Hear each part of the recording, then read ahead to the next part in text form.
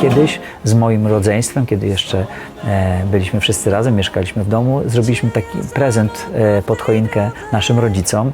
Nagraliśmy taką kasetę wtedy, chyba to się nazywało Kolędy Nazareńskie.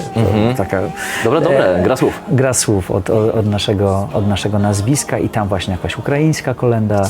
Joy to the World, też Raduj się świecie.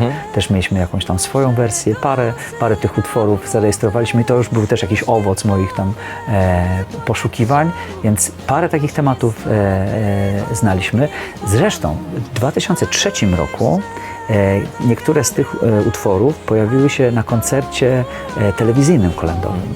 Elżbieta Skrętkowska, która wcześniej wyreżyserowała ten koncert wielkanocny, potem z nami i z laureatami Szansy na sukces wyreżyserowała znowu koncert bożonarodzeniowy.